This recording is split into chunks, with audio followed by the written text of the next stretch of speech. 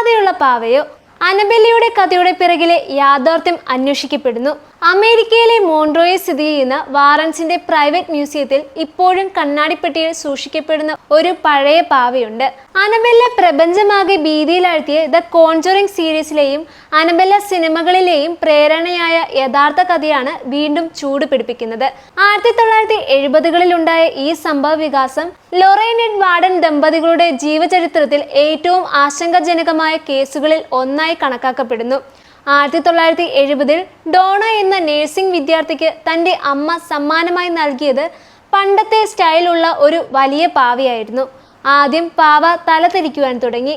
കിടപ്പുമുറിയിൽ വെച്ച പാവയെ കുറച്ച് സമയങ്ങൾക്കകം തറയിലോ മറ്റു മുറികളിലോ കാണുന്നുണ്ടായിരുന്നുവെന്ന് ഡോണയും റൂംമേറ്റായ ആൻജിയും വ്യക്തമാക്കുന്നു.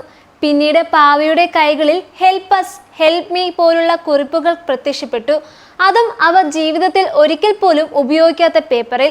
കുറച്ച് ദിവസങ്ങൾക്കകം പാവയുടെ വസ്ത്രത്തിൽ രക്തക്കറ പോലെയുള്ള ചുവപ്പ് പാടുകൾ കണ്ടതോടെയാണ് ഭീതിയായി തുടങ്ങിയത്. പിന്നീട് ലൂ എന്ന ഡോണയുടെ സുഹൃത്ത് പാവയുമായി നേരിട്ട് ഏറ്റുമുട്ടുകയും അതിനുശേഷം തൻ്റെ ശരീരത്തിൽ കുത്തിയതുപോലെയുള്ള പാടുകൾ കണ്ടതായും പറഞ്ഞു. സംഭവം എല്ലാവരും അറിഞ്ഞപ്പോൾ ഫാദർ ഹെഗൻ എന്ന കത്തോലിക്ക പുരോഹിതൻ സംഭവത്തിൽ ഇടപെടുകയും വാറൻസ് ദമ്പതികളെ സമീപിക്കുകയും ചെയ്യുകയായിരുന്നു. എഡ് വാറനും ലൊറൈൻ വാറനും നടത്തിയ അന്വേഷണം വഴി മനസ്സിലായത് ഇത് ഒരു മരിച്ച കുട്ടിയുടെ ആത്മാവല്ല, മറിച്ച് ഇൻഹ്യൂമൻ എൻറ്റിറ്റി ആണെന്നതാണ്.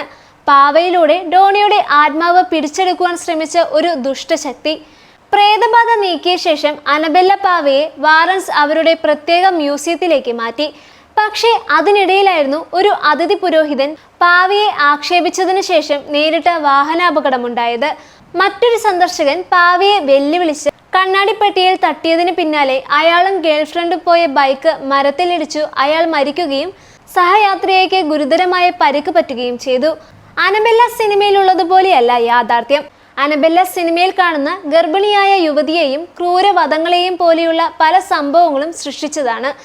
എന്നാൽ യഥാർത്ഥ സംഭവ വിവരങ്ങൾ വ്യത്യസ്തമായിരുന്നു. അനബെല്ല ഇപ്പോഴും മോൺട്രോയിലെ വാരൻ ഒക്കൽറ്റ് മ്യൂസിയത്തിൽ കണ്ണാടിപ്പെട്ടിയിൽ നിലനിൽക്കുകയാണ്.